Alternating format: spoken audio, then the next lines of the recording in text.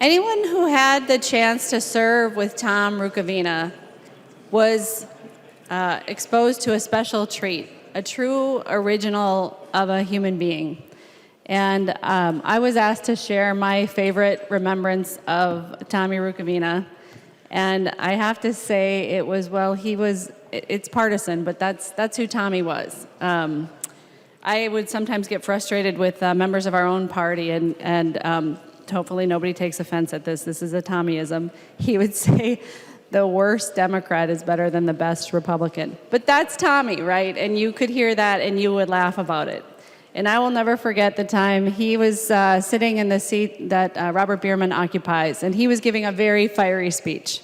And he was taking Speaker Steve Swigum to task relentlessly. And Steve Swigum was pretty frustrated. I think Representative Erickson remembers this. And Ron Abrams was one of the speakers pro tem, and he was sitting in the front. And he motioned to Ron Abrams, come on up here. Like, I'm getting down there, I'm getting in the fray. And what Representative Swigum had to respond to was that Tommy Rukavina, during his speech, had called the speaker a snake. And so when Representative Swigum held Tommy to task for calling him a snake during the House debate, Tommy said, Mr. Speaker, I'm sorry. I thought I just thought that. I didn't realize I said it out loud. Next, I would like to recognize Rob Eklund. Thank you, Madam Speaker, and I've got lots of stories, but I think I'll share the first time I met Tom Rukavina. It was about 25 years ago. I was testifying at a field hearing that Congresswoman Helen Chenoweth was having on a proposal to take 40,000 acres of prime aspen and put it into the boundary waters. Well, you guys know me. I couldn't let that one go. So I was down there testifying against it. And first off, a little disclaimer, the only thing I didn't agree with Paul Wellstone on was logging and mining. So anyway, then there's part of the story here. So as I'm testifying, then I got up and I said, and our ultra-liberal senator from the Twin Cities who knows nothing about aspen is making this proposal. And then I went on with my testimony and whatever it was. And I walked out, and here comes this little guy. I never met him. I knew who he was. He was madder than I'll get out. And if you guys can imagine, those of you who know him, he is doing everything to get in my face, and all 5 foot tall of Tommy Rukavina and 6'2" of me, it wasn't working very well, but he was trying really hard. And finally I said, Representative Rukavina, what are you so upset about? And he said, what you said about Senator Wellstone. And I said, well, Representative, I've got this sheet of paper right here that's got the proposal. And he took it, and he read it, and he said, really? We'll see about this. And I'll be darned if 3 days later, Senator Wellstone rescinded that proposal. The Wellstone family and the Rukavina family were very good friends, and they held each other in high regard. And Tommy Rukavina and I were friends to this day, and there's a tremendous hole in the range that's not going to be filled. Thank you. Representative Davids. In 1990 and 8, the Republicans took the House majority. So in 1999, we went through the transition as we did here on Tuesday, only just the opposite. And the day of the swearing in, the first day of session, the headlines of the Star Tribune said 2,400 workers laid off at LTV Steel. Now, I'm the new chairman of the Commerce Committee, and Speaker Swigum took 7 committees, rolled them into one, called it a Commerce and Regulated Industry. So if you wrote a check for it, we oversaw it. And so I went to Mr. Rukavina, Representative Rukavina, and I said, Tommy, what do we do here? And he said, we need to go up to the Union Hall, and we need to go to the steel companies, and we need to talk to them. And so we got David Tomasoni, who was in the House that time. Representative Rukavina and myself drove up to Virginia. Now, if you can imagine 3 hours in a car with Representative Rukavina and David Tomasoni, you just don't know what a good time is. Because we had a wonderful time. and we met at the Union Hall with the union employees, and we met with the steel companies, and we put a deal together that quickly went through the Commerce Committee, because at that time labor was within the Commerce Committee. And what we did was we extended unemployment benefits, and we put funding into the schools, or the universities, or the two-year schools, trade schools up there at the time, to retrain workers for other employment. So that's what we did, but you really get to know somebody when they take you to their mother's house. Went to see Mrs. Rukavina, and she, if you know where she lived, she had a place up there, and the front windows looked right over a big open pit mine. And then I'm one of the few legislators on this floor that had the honor of going to Tom's house, or excuse me, Representative Rukavina's house. I have seen where Sparky lived. And I have seen where Sparky perished. And I could get into a whole lot of stories on my good friend, the floor debates. One of my favorites was, we were doing the tax bill. I've got a couple of favorites on the tax bill. He sat down there, I sat back there by Chair Murphy. And he gets up, he always had a suit coat on, he had a lapel, and he pulled this out. He says, well, Representative Davids, I've got the incomes of the highest 10 paid Minnesotans. And I said, well, what number was I? And 11, he said, so that's the way it goes. So he said, they average $3 million a year. What do you think about that? And I'd say, well, I'd say they had a real good year, and I hope they do better next year, because we're going to tax the tar out of them. But it was just the back and forth with Representative Rukavina. Another one was, as tax chair, he wanted something in the bill that didn't get in, and he said, Representative Davids, if I ever need a heart transplant, I'm going to ask for yours because it's never been used. And I said, well, to my good friend from the Iron Range from Virginia, my good friend Representative Rukavina, I said, if I ever need a brain transplant, I'm going to ask for yours because I know that's never been used. So then we went out to Mancini's and had a good meal together. I mean, you could get into the .08 speeches, the Made in America speeches. The first thing I looked at when I got my button was, where was this made? You notice, Representative Halverson, is made in the United States of America. We lost a good friend. We lost a great Minnesotan for a couple reasons. I say that because Tommy Rukavina cared about people. And what else do you need to say? Representative Rukavina is a good friend of mine. May God bless his life, and may God rest his soul. Representative Sandstead. Thank you, Madam Speaker and members. So the words that we say on the House floor carry such a great deal of weight. And yesterday when I was asked if I wanted to speak on Tommy's behalf or to say a few words, I don't know if I've ever felt more of a challenge in the words that are going to come out of my mouth today. I hope I do justice.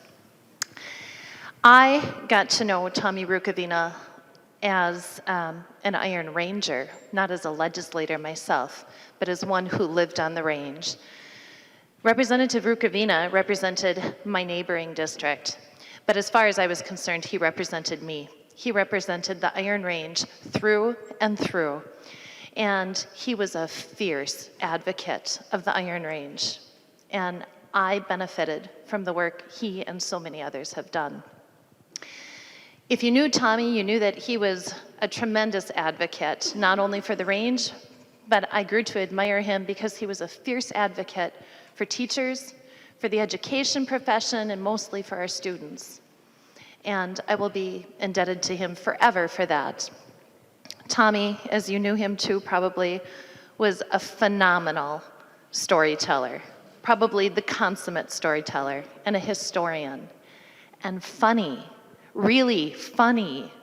And another thing about Representative Rukavina, he truly was a friend to all, whether you agreed with him or not. He would argue fiercely with you over something, but at the end of the day, he'd go off and have a cup of coffee with you or shake hands, or you left knowing that you were okay. I think we all had just such a tremendous model in Representative Rukavina. He truly was a servant leader. He truly, truly was. Even after he left this house, this body, you could find him on the range continuing to serve. This past fall, I had the great privilege of having a cup of coffee with him. Representative Hornstein came to visit the range, and he didn't drive. So Representative Rukavina said, I'll pick him up. And he drove him across the Iron Range.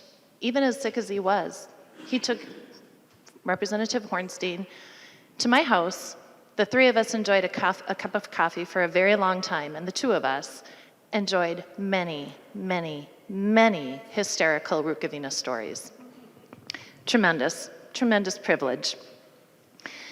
So I'm going to say without a doubt, there is a hole in the heart of this side of the dog pen.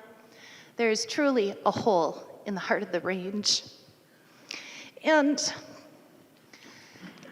in his hospital bed, Tommy wrote a letter.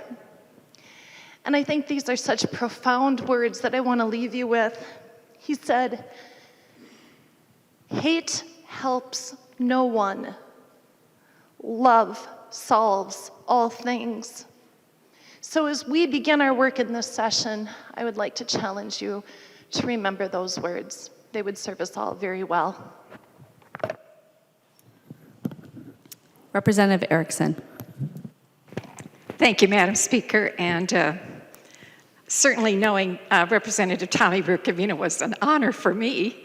I first met him when I was first elected in my special in '98, and we immediately began a relationship because I came to this body, as you all know, confronting the DNR, the MPCA, and any regulatory body in this agency of our great state of Minnesota that would shun freedom or put some kind of limitation on people. And Representative Rukavina was a lover of freedom.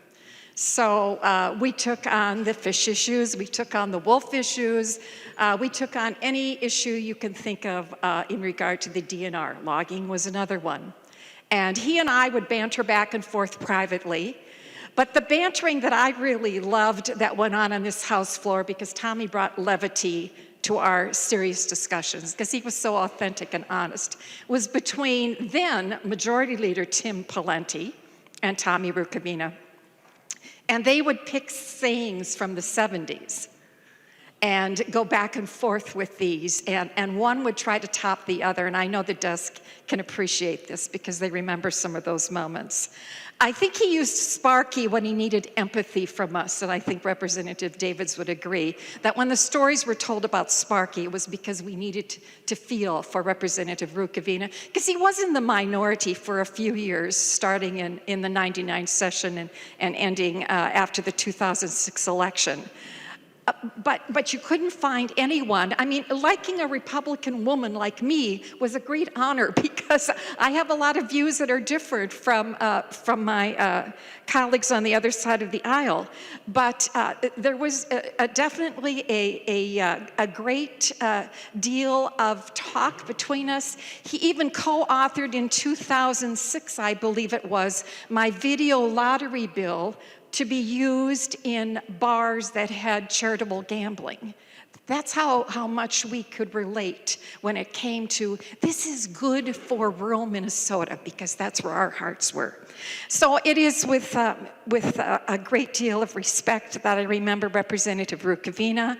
I ask the Lord to bless his memory and to even bless the fact that at one point, Representative Rukavina came on this floor when Tim Pawlenty was our governor and claimed that he had put him in a stranglehold because he needed to make a point. Because Tommy was on that day very upset about some decision that the governor had made, and he had to make his point. And it was just what we needed in this chamber at the time, was for Representative Rukavina to make this image of stranglehold because of his true feelings. So again, I ask the Lord to bless his memory and to be with his family as they grieve, and for us to remember someone who was just a great legislator and so much fun for me to know, and I will miss him dearly.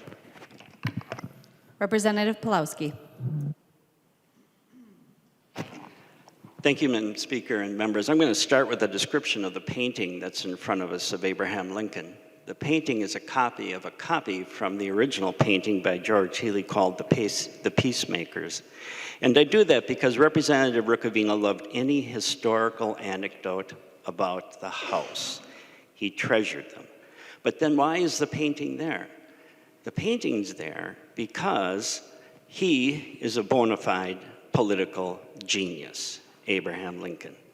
Over the last few sessions, I've heard the word genius used for members and staff. I've heard the term rock star used for certain individuals. I even heard the term goddess used once. In my 32 years, I couldn't apply any of those terms to anyone in this body with one exception. And even the word goddess, because once Tom Rukavina stood up and said he looked pretty good in a dress. So, if Lincoln is a political genius, how does that relate to Tom Rukavina?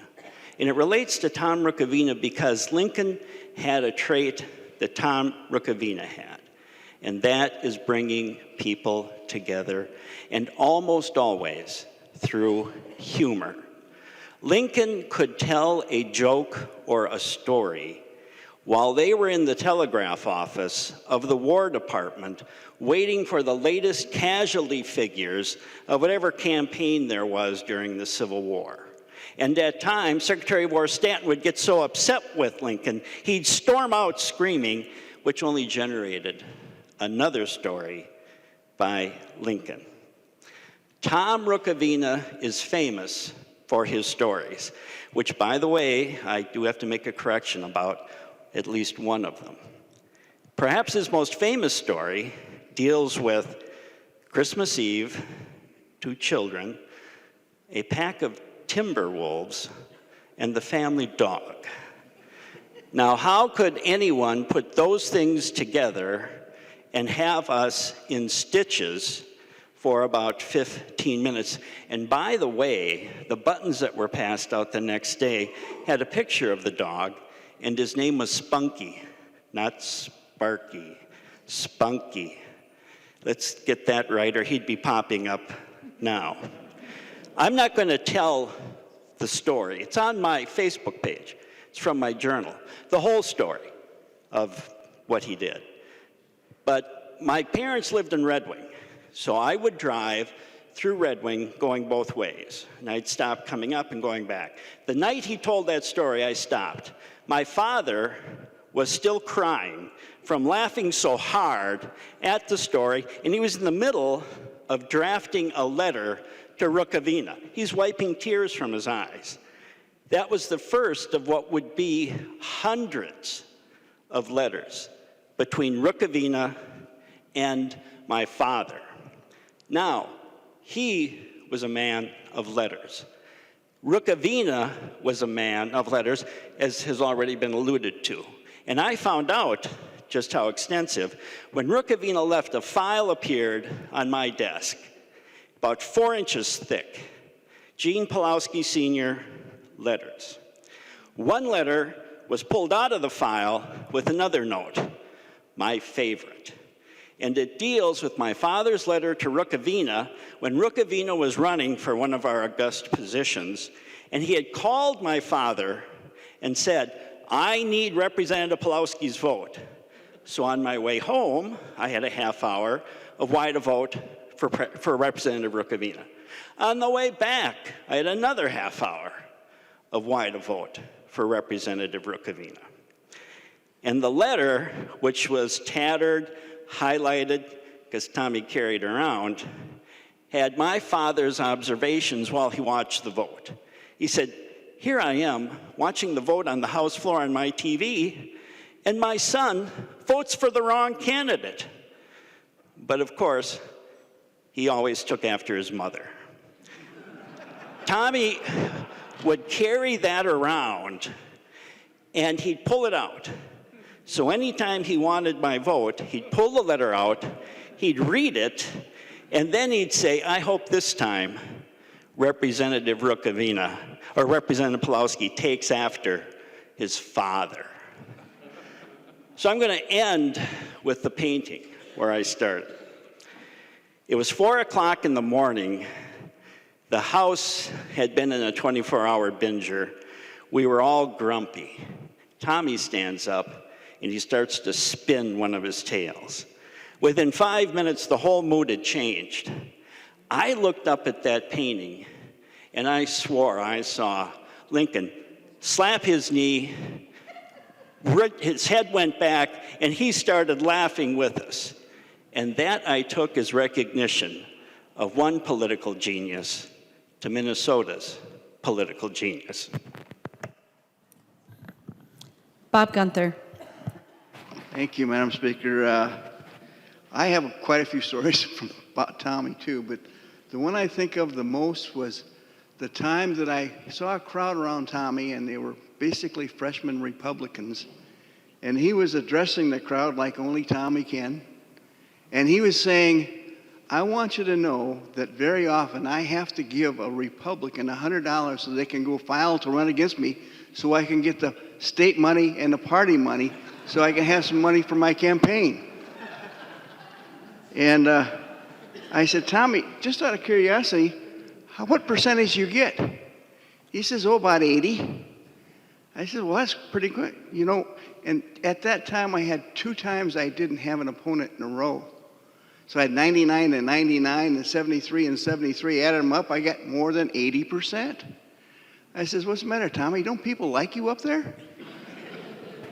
The other one is one time we were talking about somebody that raped and killed someone.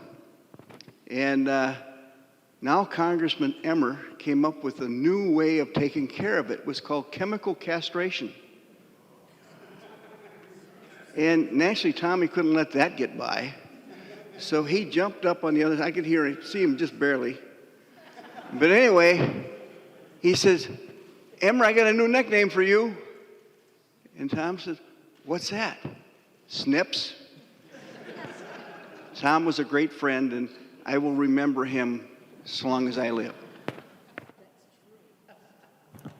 Representative Hornstein. Thank you, Mr. Speaker and members. You know, they say that if Tom Rukavina likes you, he's really going to yell at you. And I'll never forget about 10 years ago in the retiring room, we really got into it about the primary seatbelt bill. And he ripped me up through and through, and I knew we had a good friendship. But actually, that friendship began 27 years ago. I was not in the legislature at that time. I was advocating for a particular environmental bill, yes, an environmental bill. And I went to the chairman of the Environment Committee, Willard Munger, at the time, and as a good committee chair, he said, I like your idea, but you should have someone else on the committee do it. Why don't you have Tom Rukavina sponsor your bill? So I knock on his door, and I'd never met him before, and this short, friendly, gregarious guy ushers me in. I see his Bruce Springsteen poster, and I knew that we were going to be friends. And he advocated for that bill. We didn't get it passed, but he was there every step of the way with his passion and his humor and his insight. And then I was elected in 2002, and it was the few days after Paul Wellstone's plane went down. And I knocked on Tommy's door again because, you know, when you're a freshman, you don't know a lot of people, and you want to sort of check in with the few people that you know here. And he was one of them, and we had many long conversations in his office about Paul Wellstone and their friendship and their relationship. And, you know, Paul and Tom shared so much together. They were short in stature, but big in impact. Their economic populism, their humor. And, you know, Paul was a giant in Minnesota politics, as was Tom, and I just don't think there's going to be another Paul or another Tom.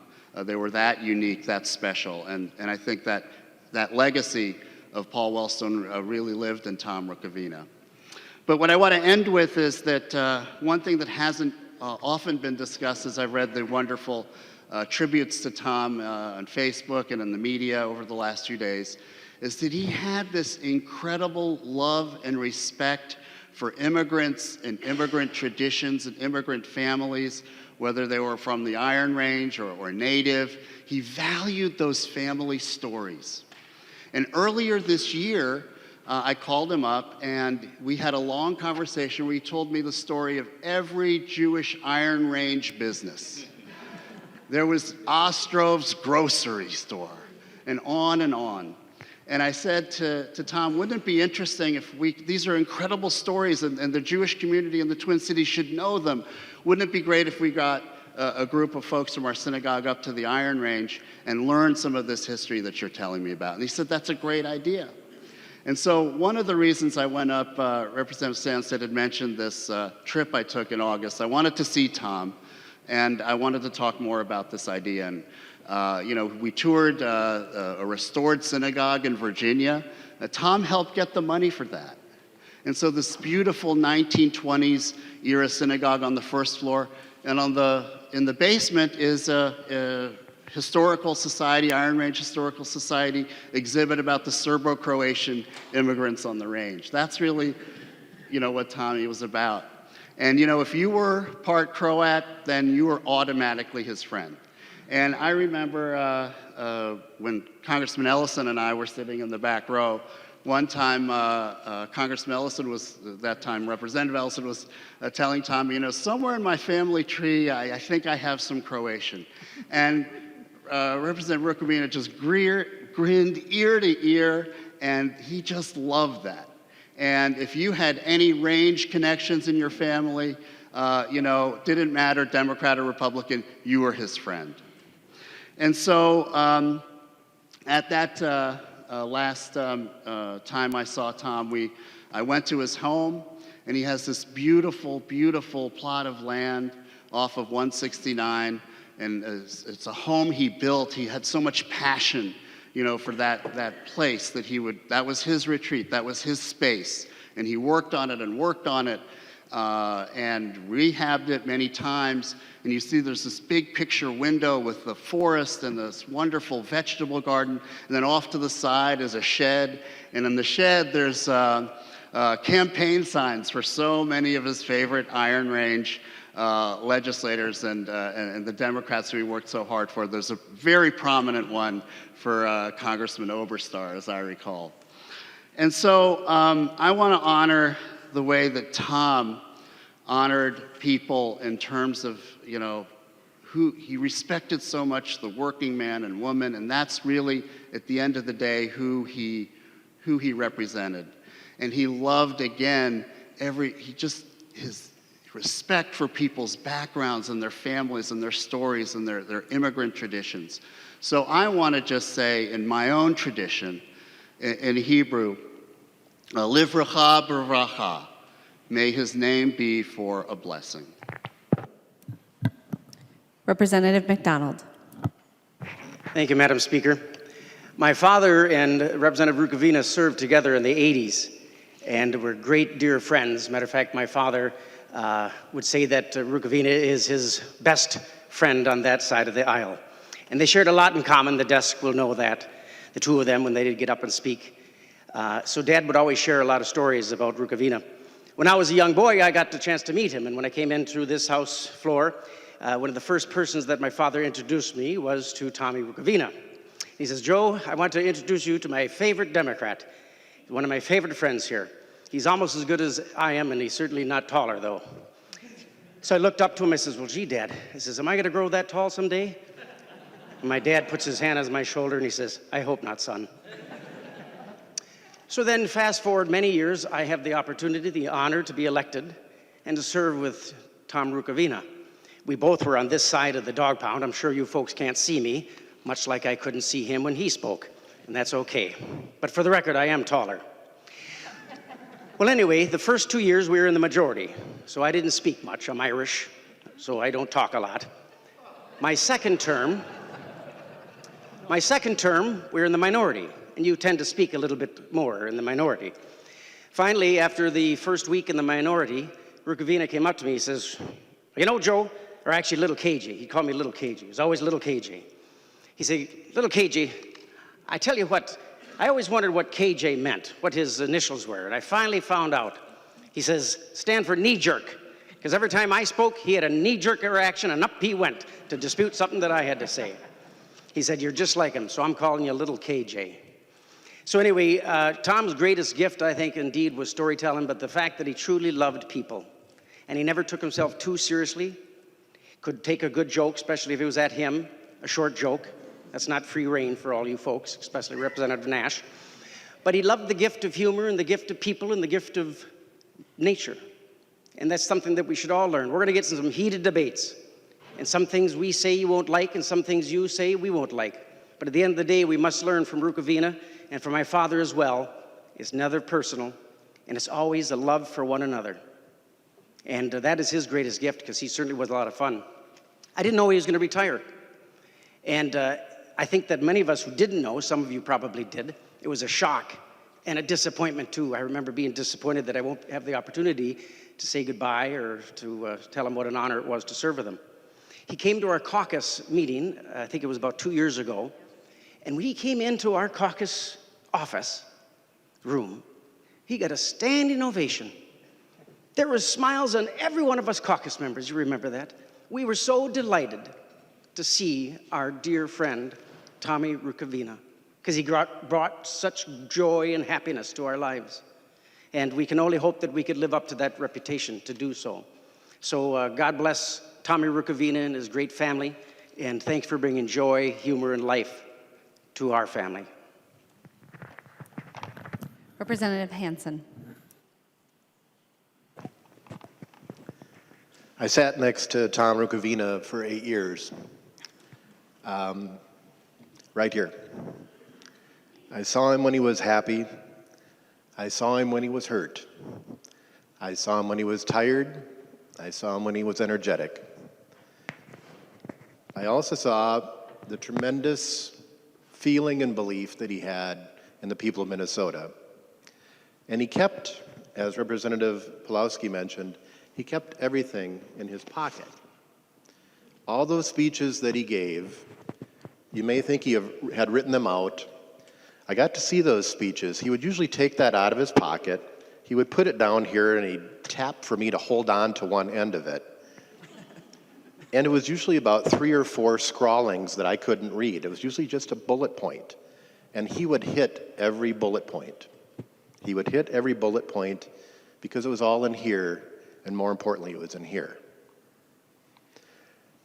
Tom would sit here and he would take calls during the floor from everybody. People were calling him, and as technology improved, he'd show me things and he'd show me messages, and he was so proud when he could solve a problem for somebody. Didn't matter where it was from.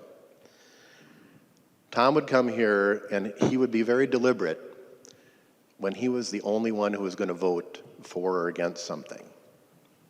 Now, sometimes Tom disappeared, and Mr. Charbonneau would come here and he'd point to his desk and he'd look, and I go, I don't know where he is.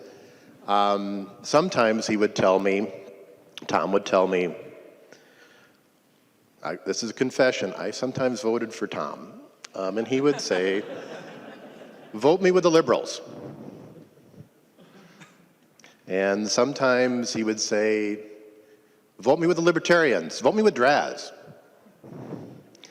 And then sometimes he'd look at me and he'd have this deadpan and he'd say, vote me the opposite of you.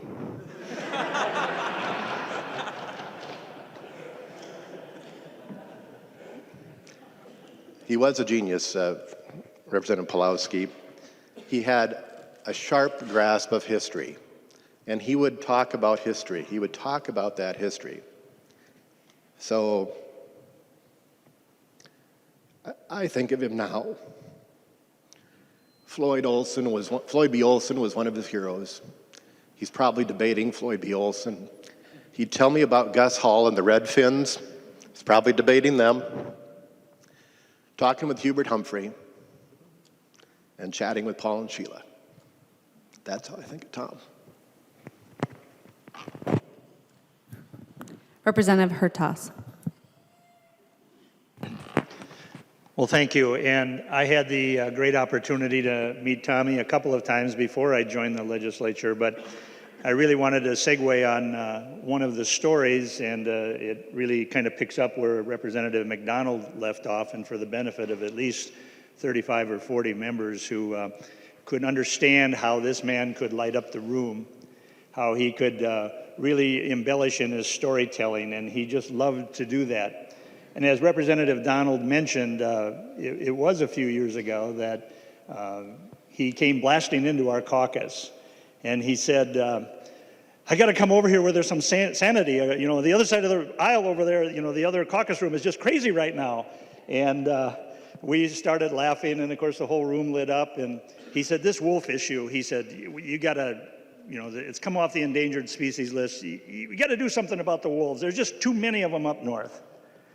And everybody's kind of looking, where is he going with this? And he said, you know, a bunch of constituents came to me and said, you know, you can't let them take that off the list. You can't have hunting of wolves. And Tommy said, well, you know, there's too many wolves. And you may not know this, but they ate my dog. And all of us just kind of, you know, looked at it. And certainly some of us that were newer, but he said, what I didn't tell him is the dog had already died and it was winter. And I couldn't bury it, and it was out on the back wood pile, but the wolves did eat the dog. So with that, it gives you a little bit of the character of the type of stories that he loved to tell, and we're all going to miss him. And like many of us, myself included, had no idea that he was even ill, and my prayers go out to his family. Thank you. Representative Lesh. So I clearly didn't read my email. I didn't even know we were going to do this today. And when I found out we were going to do it, I found a lot of emotions welling back about my time with Tommy. And I apologize to those of you who came around to ask me to sign a bill or do something, and I snapped at you, 4 or 5 of you. It's because when we started talking about Tommy, and I recall how good of a friend he always was. And I didn't reciprocate. You know, everyone gets too busy with stuff, right? He calls me periodically. I call him back one time for every 3 or 4 times he calls. But I remember when I was a freshman, and one of the first things I remember wasn't specifically something that Tommy said to me, but it gave me an impression of what kind of guy Tommy was. I ran into John Dorn, okay, who had the seat that I think Jack Considine has now, or roughly thereabouts, and Gene Pulowski in the SOB.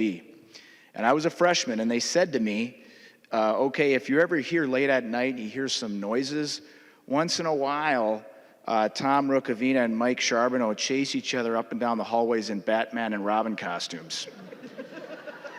And he said it deadpan, just like that. And I'm a freshman, you know, so I don't know what he's talking about. I don't know what Tom Rukavina's about, but as the years went on, that got funnier and funnier. Now, Tom was a very good friend to me, as he was a very good friend to a lot of people, but especially to me during a time that was the toughest part of my life in the wake of a breakup of a relationship. And during those times, any of you who's gone through stuff like that know that your better judgment, or the angel whispering in your right ear, goes away for a little while. And I did something I'd always wanted to do, but which better judgment had cautioned me against, which was I went to Iraq, and I traveled there. And it still remains the best trip of my life, but the better judgment that I had most other times would have cautioned me against that. That time it was gone.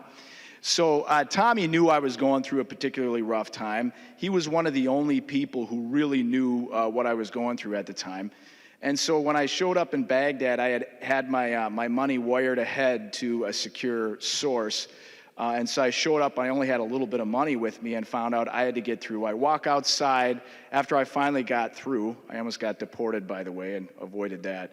But I got through to these Blackwater guys, these security personnel who are outside. And there's one guy sitting with his arms folded across with this Mamba. It's a ironclad South African transport vehicle, and Blackwater travels in 3 vehicle transports at the time. The guy was sitting up front. He said, "Who are you?" And I mumbled some business about, you know, I'm here on other business. And he said, "No, where are you from?" And I said, "The United States." He said, "I know. What state?" And I said, "Minnesota." And he said, "I knew it. I could tell by the accent." And he said to me, "Do you know Tom Rukavina?" And I'm sitting there, I'm in the middle of Baghdad. There's a war going on. I already heard explosions going off, a couple of them. They could have been for training. They could have been legitimate. I don't know. But I thought, this is weird. A guy asked me if I know Tom Rukavina.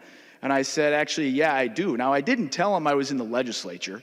But he's asking me how well I know Tom Rukavina. So we get to this spot, and I need to get transport from the airport to the IZ, the Green Zone in Baghdad, which at the time was called Route Irish. It was the most dangerous road in the world. And I had to find a way to get there. Well, I made them a little bit nervous because they thought I was a reporter. Blackwater was not a fan of having reporters travel with them, as you'd find out later after some business that went down with Blackwater and Fallujah. But they put me up in a cab. So I actually took a cab down Route Irish. And as I said, I didn't necessarily have the cash. It was $100 US to get there. So he says, well, okay, the Blackwater guy says to me, you know, I tell you what, I can spot you the $100. But what he didn't tell me is that he called home to check me out, to find out if I was legit. He called his dad, who was a union rep with teachers in Hibbing, and says, hey, I got this guy here, John Lesh. He says he knows Tom Rukavina. Can you call Tom and find him if I'm going to get my $100 back? So his dad calls Tommy, and this is how the story went down. He says, his dad calls Tommy and says, hey, Tommy, my son is loaning John Lesh $100. He's trying to get a cab ride in Baghdad. And Tommy said to him, yeah, he's good for the $100, but what the hell is he doing in Baghdad? I didn't tell Tommy I was necessarily going. And so after that, I heard all the stories about what was going on back here that I wasn't necessarily paying attention to in the press. But Tommy always took care of you, and Tommy took care of me when I was back too. And in fact, I posted this video. I think I ran out of gas 3 times in my adult life, and 2 of them Tommy bailed me out. And he made sure to remind me of that in a video I took of him at the convention when he was running for governor. I bailed you out, you know, I'll bail Minnesota out. But the deal about Tommy was most of us have a public persona and a private persona. And it's sort of required to a certain extent around here. The things that you're thinking, the internal voice, you know, like Tommy, most people don't say out loud, because no matter what party you're in, or no matter what part of the state you come from, or no matter the interest group with which you are identified, you have thoughts that don't necessarily toe the party line, which means you have a public persona and a private persona. Tommy didn't have that. There was no daylight between private Tommy and public Tommy.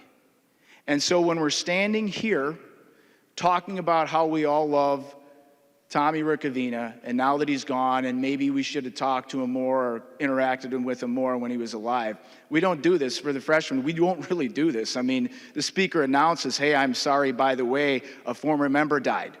Okay, we don't remember them like this. Republicans don't remember Democrats like this, and vice versa. But the reason we all love Tommy is because there was no daylight between private Tommy and public Tommy. You knew what you were getting. There was no line that he was giving you. And I think maybe the legislature would be a little bit better. More of us would be remembered the way Tommy is if we reduce that separation between our public self and our private self, because every single person in Minnesota knew that Tommy was out there to take care of them, unless, of course, you were a rich guy. But he still loved you, Representative Chair Davids. Representative Scott. Thank you, Madam Speaker. And my story is very short. But 2011 is when we took the majority over, and I had the privilege of moving into Tommy's old office on 477. And I was putting things away, and I opened the credenza, and there was a big bottle of an adult beverage that Tommy, I'm sure, didn't know he left behind. And so I questioned him about it later. I said, Tommy, do you want to come up to your office? You left something there. And he says, well, what is it? And I told him. And he says, well, did you drink it? And I said, well, no, I didn't, but you can still come up and get it. But in all seriousness, Tommy is everything that everybody has said here today. And those of you that didn't know him, you missed out on just a real just a bright person, just a real, his persona was so contagious, and he always made you feel positive. He always had something positive to say about me and to me, and just really will miss the guy, and thanks for doing this today. Representative Fabian. Thank you, Madam Speaker. Well, members, I can remember standing on the House floor a few years ago during some sort of a debate, I can't tell you what it was, and I made the comment to the chamber, I said, I realize I will never be as eloquent as my good friend Representative Anzelk, nor will I ever be as charming as my good friend Representative Rukavina. Now, some people probably don't think of Tommy as being charming, but I did. Tommy was one of those guys that everybody loved to be around, whether you were a political ally of his or an enemy. And he had what I refer to as it. There was just a whole bunch of stuff packed into a relatively small package that just made him someone that we liked to be around. And I'm going to just share two things real quickly, and I know we're kind of getting beyond our timeline here. Representative Davids, you talked about spending 3 hours in a car with Tommy. Well, Tommy called me Danny. Okay, there's only about 3 people in my life that ever called me Danny. My Aunt Leona, my college track coach for some reason, and Tommy. And I took it as a term of endearment. 3 hours. One of my very first exposures to Tom, I'm a freshman, carrying House File 1, walking in from the parking ramp, and Tom and I get on the elevator together. And I seriously don't remember which floor he was on, but I know I was on the 4th floor. So I don't remember if he got off the elevator first or if I did. We were the only 2 people in the elevator. The door closes, and all of a sudden, it's this eruption. Fabian, he says, what the blankety blank blank blank is up with you? You're a school teacher. You're a Republican. And rah, rah, rah, he goes after me again like that. The door opens, and I don't remember if I stepped off or if he stepped off, and he says, have a nice day. And from that moment on, I loved him. I also want to say one other thing. On November, I believe it was November 15th, we were here for Lessard Sam's Outdoor Heritage Council, and we found out that Tom was at the University of Minnesota Hospital. So former Representative Denny McNamara, myself, and Dave Tomasoni decided to meet and go up to the hospital to see Tommy. Well, when we got there, we had to get all gowned up, and we had to put on the masks and everything, so McNamara and I got there first, and we put on all of our stuff, and we come walking into the room. And here's Tommy, just laying on the bed, just pretty casual. And about 5 minutes later, Tomasoni comes in and hasn't gowned up, doesn't have a mask on. And Tommy says to him, are you trying to kill me? So anyway, Tom got started talking about, and this kind of captures Tommy for me, his optimism. He was excited about his upcoming treatment, which was a bone marrow transplant. And we got started talking about that and how serious this is. But he was optimistic and excited about it. Why? Because the donor of his bone marrow, he told us, was a 6-foot 6-inch German. He thought there was still hope. Tommy, there is still hope for us. God bless you. Representative Quam. Well,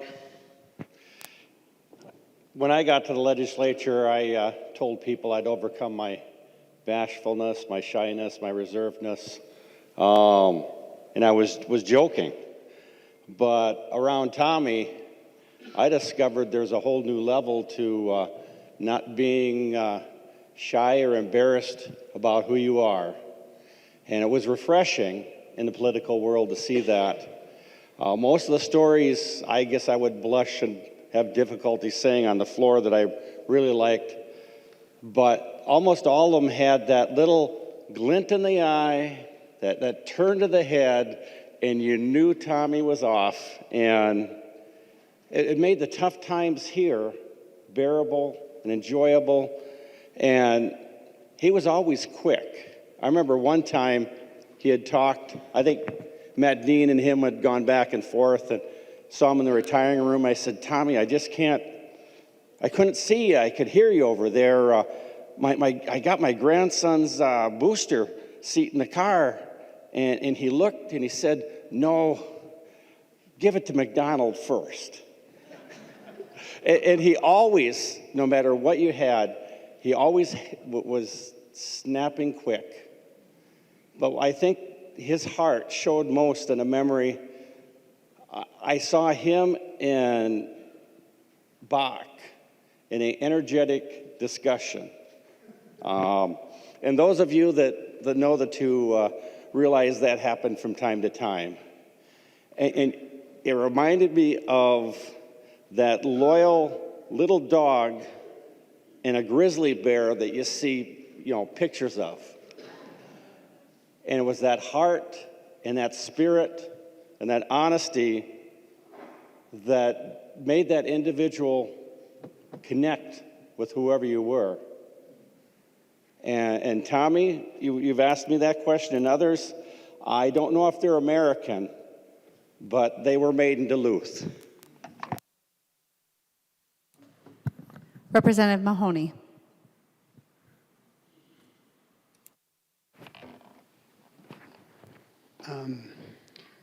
I'm sorry. I really can't tell too many funny stories about Tom because it hit me. I served all the time when Tom was here on the Jobs Committee with him. And Tom always had a quip. We all have heard them. Something funny, but there was a moral piece to it. And we've all spoken about Tom's core and how it touched many of us. And every time he had something to say, if you listened, there was a moral piece to it.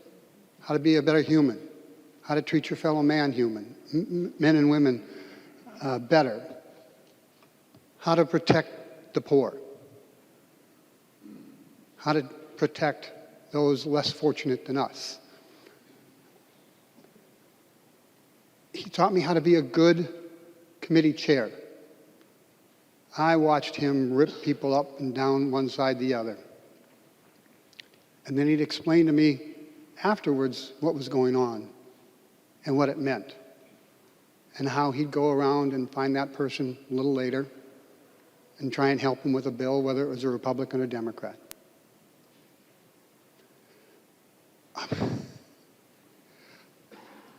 I'm going to miss Tom. Just the fact that he's on this earth was comforting to me. And to those that knew him, I hope they had that same feeling. And we'll miss him greatly. And treat each other as best as you can in a Tom Rukavina way. Because he had a core that many of us only wish for. We think we have it. We hope we have it. Tom had it. And wherever he is right now, I hope he's looking down on this going,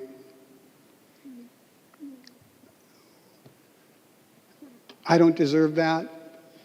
I was just being me. All the things that we would expect Tom to say. I will tell the one thing that impressed me, and it was funny, but those of you who remember Oskop, 6'5", whatever, 300 pounds or better, and Tommy going at it I thought they were literally going to come to blows. And they both got up when it was done, and they walked in. You could see steam coming out of their ears. Both of them headed to the balcony where we used to smoke and went out there and had a cigarette together, and we're laughing. That's what we should all do. And we should all help the members that we can and humankind that we can.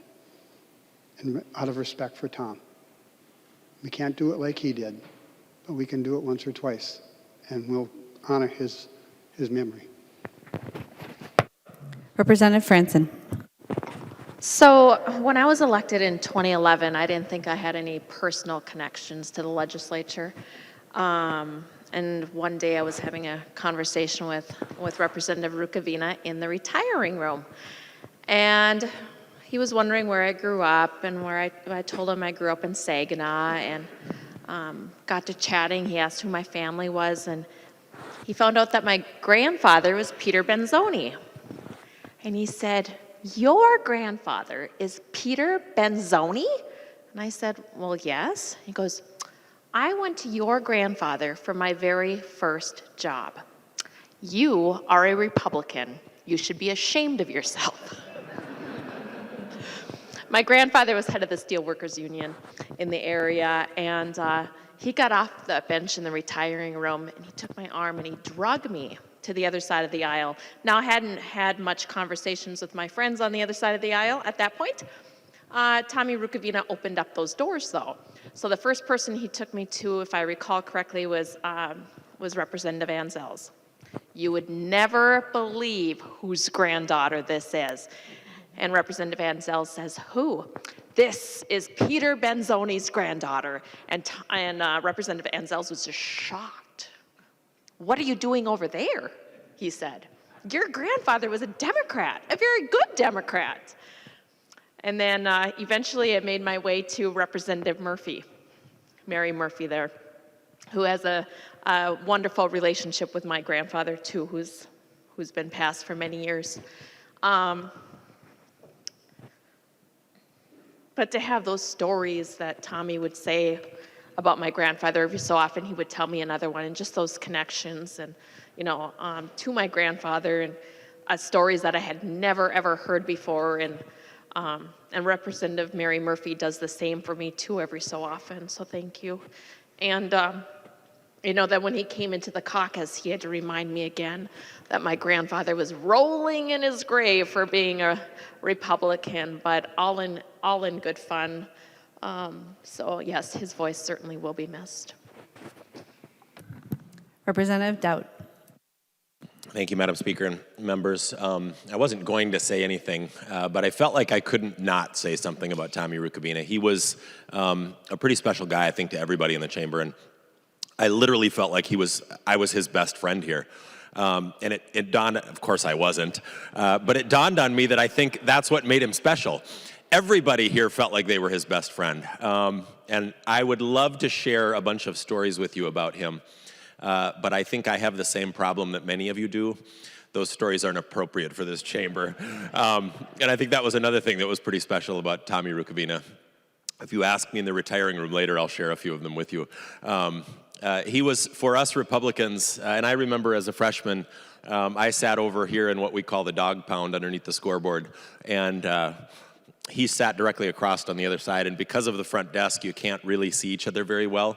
And of course, we always mocked him that it was because of his height. And I remember as we would debate back and forth, I would tell him, as I'm up on my tippy toes trying to see him, I would say, "Stand up on your chair, Tommy, so we can see you over here." And of course, we always mocked him about his height. But he was fun. And as Republicans, we really loved him because he mastered the political tactics of making the range delegation super important. And strategic, because he would get the range delegation to vote in a block. And when he wanted to get something passed in a bill when we were in the majority, he would vote with us, and vice versa. And if there was enough range members, and if that number was greater than the difference between the majority and the minority, they could really impact legislation here. And he really did master that. And I think the Rangers that are here have big shoes to fill.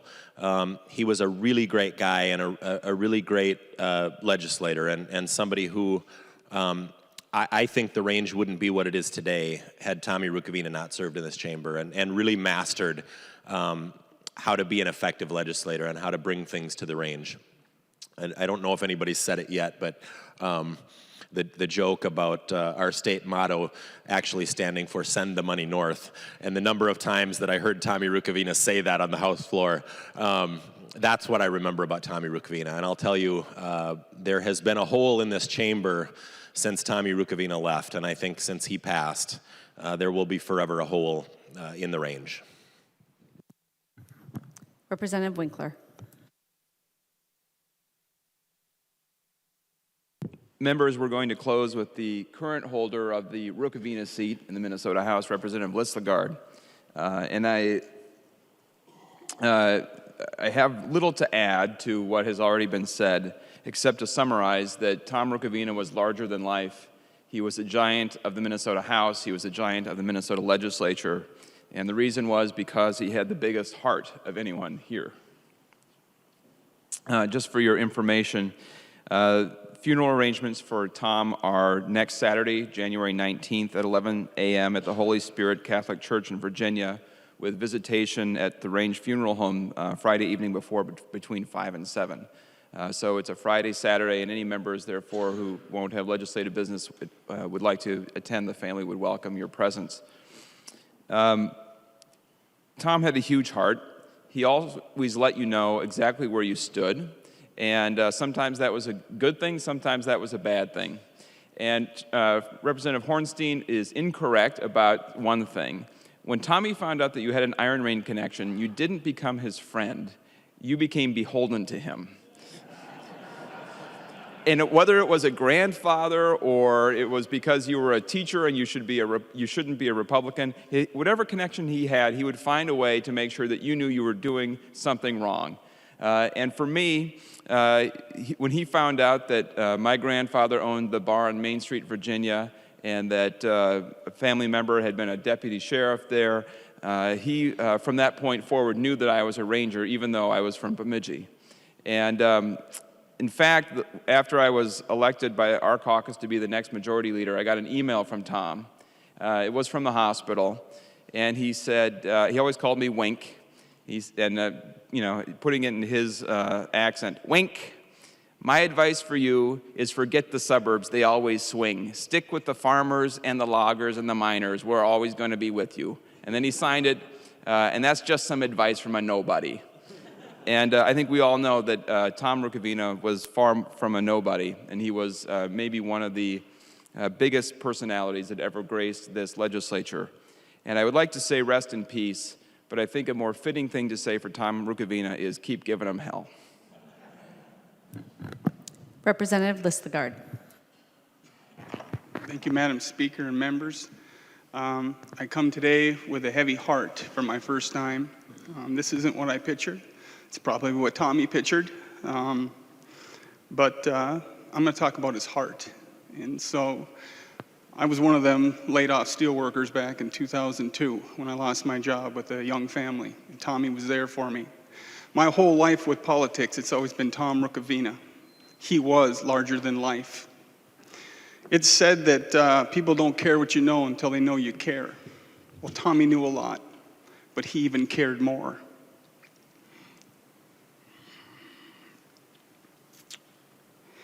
He helped prepare me for this opportunity that I'm here. I wouldn't be here if it wasn't for him. While he was fighting for his life, just 3-4 weeks ago, he was trying to prepare me for this moment right here. That's how much Tommy meant to this region. I'll never be a Tommy Rukavina. Tommy's not replaceable. You can't emulate him. They say some things come very special in little packages. Tommy was the tallest guy I know. He walked into the room, he was always our closer on the Iron Range. Any event, any organization that we did, we had him as our closer because nobody wanted to go up against him. To his family, Ida, Jean, I'm truly sorry for your loss. For the Iron Range, there is a hole, as Representative Sandstead said. It'll never be filled because you can't replace a Tom Rukavina. We can only honor him. Thank you.